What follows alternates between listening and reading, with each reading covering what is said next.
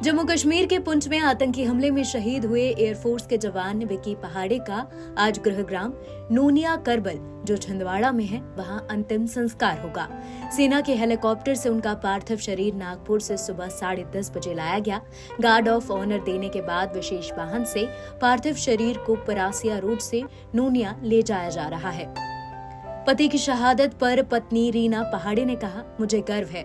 वो 5 साल के बेटे हार्दिक को गोद में लिए हुई थी। इतना कहकर उनके आंसू नहीं रुके। उनकी बहन सब इंस्पेक्टर गीता ने क्या कहा वो आप खुद सुन लीजिए।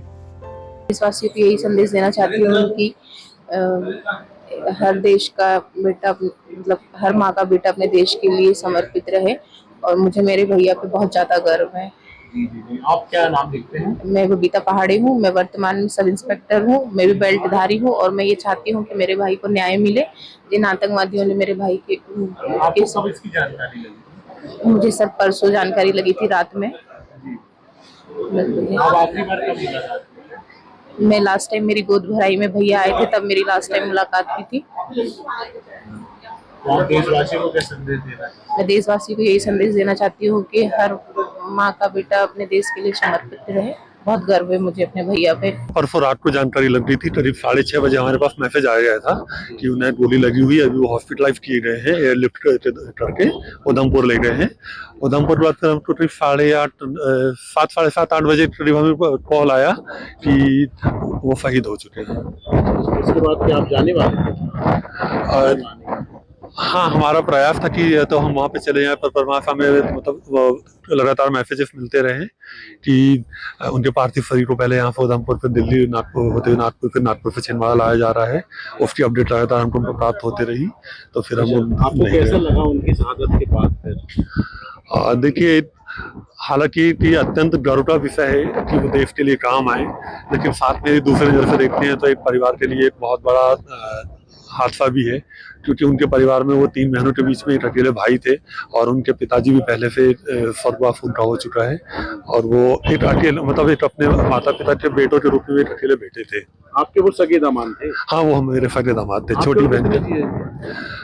और भी मतलब मेरे 3 जीजा जी और हैं इनके अतिरिक्त भी। इनसे आखिरी बार कब मुलाकात हुई? इनसे भी 18 तारीख को भी छुट्टियों पर आए हुए थे, तो उस समय जब वो आए थे तब उनसे मुलाकात हुई थी। हमको ऐसी सूचना मिली 9 बजे, तो हम भी हैरान हुए थे कि वो शहीद हो चुके थे। उस समय जब हम पे मालूम हुआ, हमें गर्व है हमारा भाई शहीद हुआ देश के लिए। इसके साथ ही छिंदवाड़ा में मुख्यमंत्री डॉक्टर मोहन यादव ने शहीद को श्रद्धांजलि अर्पित की। उन्होंने उनकी मां दुलारी से मुलाकात भी की। मुख्यमंत्री ने कहा, हम अपने बहादुर जवान और सेना पर गर्वित हैं।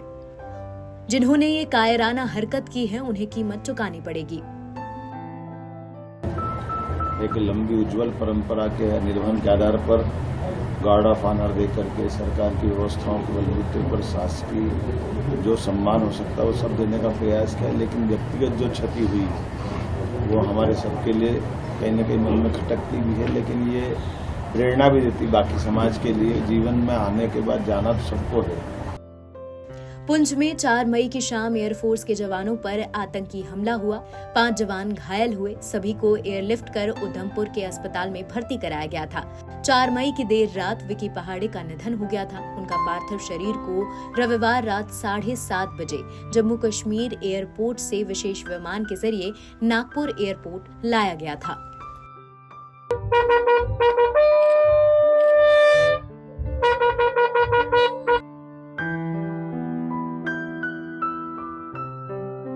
NBT ऑनलाइन की रिपोर्ट।